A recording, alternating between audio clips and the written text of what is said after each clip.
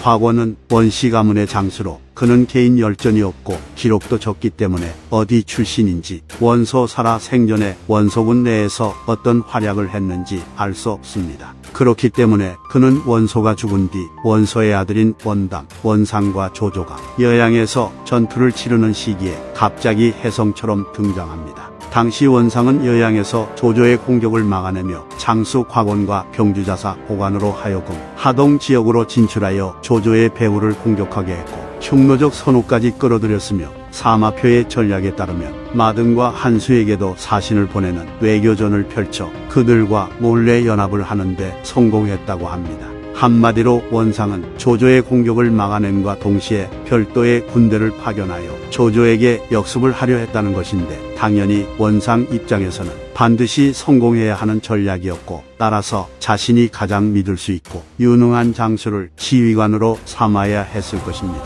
그러니 조조의 배후를 공격하는 임무를 맡게 된 곽원은 당연히 원씨 가문 내에서 가장 뛰어난 장수들 중 하나였을 것으로 추정됩니다.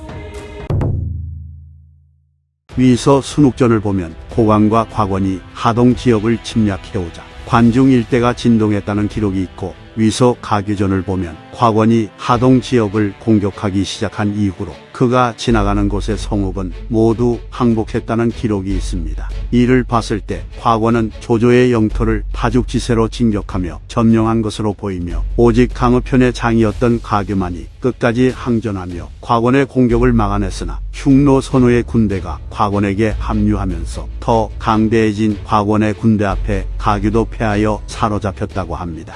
상황이 이렇게 되자 관중에 있던 조조군 장수들은 모두 하동 지역을 포기해야 한다고 했으나 관중 지역을 총괄하고 있던 종유는 이를 반대하며 원씨가 강대하고 곽원이 도착하였으며 관중이 내통하고 있지만 모두가 배반한 것이 아닌 것은 내가 생각해 보건대 바로 우리에게 위명이 있기 때문이요. 그런데 만약 우리가 하동을 버리고 물러나 약한 모습을 보인다면 여기 있는 백성들 중 누가 적이 되지 않을 수 있겠소. 그리고 비록 우리가 다시 돌아오려 하더라도 그것을 이룰 수 있겠소. 만약 우리가 물러난다면 이는 싸워보지도 못하고 스스로를 패배로 몰고 가는 것이요. 또 곽원은 고집불통의 호승심이 있기 때문에 필시 우리의 군대를 가볍게 볼 것이요. 그래서 만약 우리가 분수를 건너가 진영을 세운다면 곽원은 우리를 보자마자 강을 건너와 공격을 하려 할 것이니 그가 강을 다 건너지 못했을 때 공격한다면 승리를 거둘 수 있을 것이요 라고 말했다 합니다. 종유는 먼저 원상과 내통하고 있는 마등 등에게 장기를 파견하여 그들을 설득하게 했고 장기는 마등을 만난 뒤 그에게 이익과 손해에 대해 이야기하며 조조의 편을 드는 것이 더 낫다고 설명했기에 결국 마등은 장기의 말을 따르게 되었다고 합니다. 그리하여 마등은 원상과의 약속을 저버리고는 아들 마초에게 정예병 만여 명을 주어 종유에게 합류하여 곽원을 공격하라고 명했기에 마초는 방덕을 데리고 전장으로 향했다고 합니다. 게다가 곽원에게 포로로 잡혀있던 가규가 곽원의 모사인 추고라는 인물을 미혹시키는 바람에 곽원은 일정대로 진격하지 못하고 7일간 주둔하며 시간을 소비했기에 종유의 군대는 그만큼의 시간적 여유를 얻어 만전을 기할 수 있었습니다.